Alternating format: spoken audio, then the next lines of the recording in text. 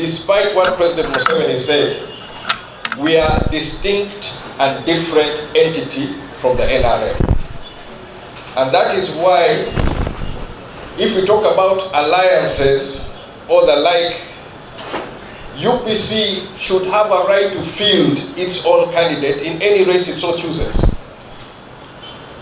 We are not subject to guidance or direction from another party. NRM have the guidance or the headquarters on Chadondo Road. Uganda People's Congress is on Kampala Road, number 10 Kampala Road, and that is why we are here. We are a different entity. So even if the president wants to talk about an alliance, as far as I'm concerned, does not mean I cannot field a candidate. And when I choose to field a candidate, I will field my candidate and I'll support my candidate.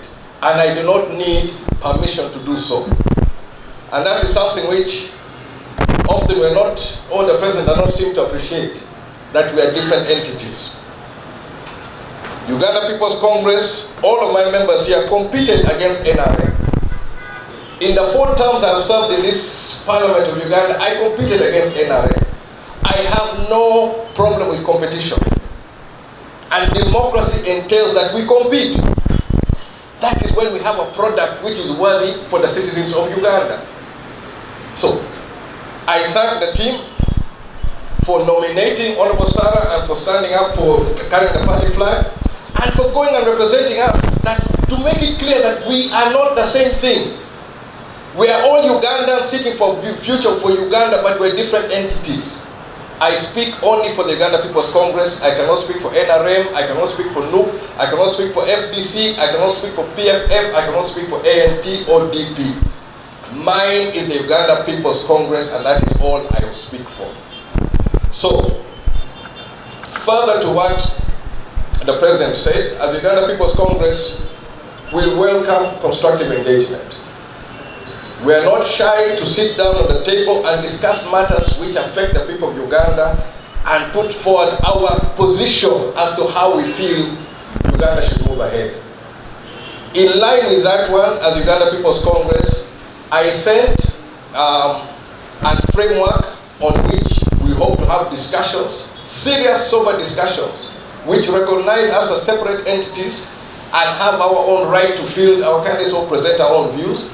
At the same time, I presented to, I would say, the NRM and the President an alternative policy position dealing with housing. As things stand now, there is no written document which defines the relationship between Uganda People's Congress and NRM.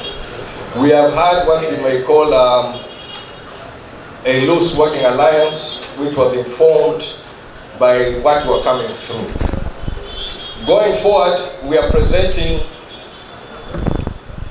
it to be clearly laid out that if we're supposed to cooperate, if we're supposed to have an alliance, the ingredients of the alliance. And for me, the question of fielding candidates is not something which is negotiable.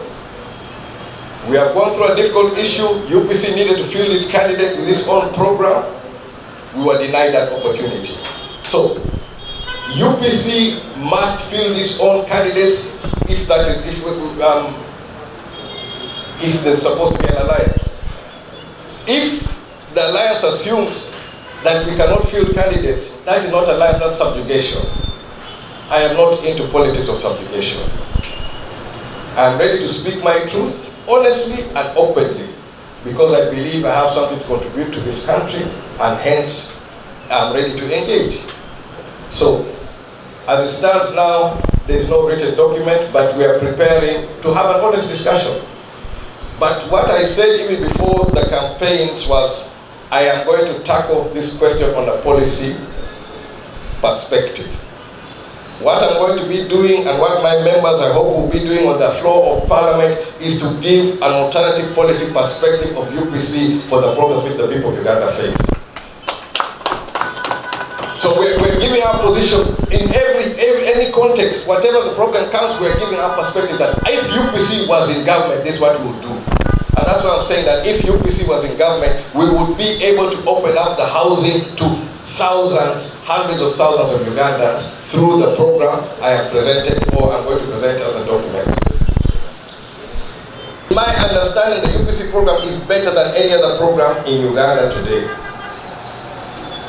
That is on the question of housing. On the question of education, UPC program is better. On the question of health, UPC program is better. But what I'm presenting today, and I'm going to share the documentation, is a program which gives people opportunity to own houses. Those in the range who are earning 1 million, 2 million, somebody to have an opportunity. I look at the teachers, I'm looking at the nurses, I'm looking at those who really make our society work, to have an opportunity to own a house or a property in Uganda. That is the UPC which presents itself to this country. We don't talk in abstract, we talk in reality. But test my ideas. If I'm talking nonsense, rubbish them. If it's making sense, treat me with the respect it deserves, because we have taken time to develop policy ideas for the people of Uganda. Being Team Uganda is different from saying NRM. All of us are Ugandans. We want to reach a better Uganda, but I have a different way of reaching them. I believe in my ideas. I have a team which I stand with, I have stood with, and we have the same notion of where we come from, what Uganda should be. And so I tell the president, I welcome discussion, but let's have an honest discussion. This issue of alliance, and then you don't want other people to field candidates, that one is not going to work. We are all Ugandans, we have different ideas, and I believe in the UPC ideas. So before I end here and take questions, we're coming to the Eid. I wish we all enjoy our Eid without anyway, I'm wishing all Ugandans a wonderful Eid.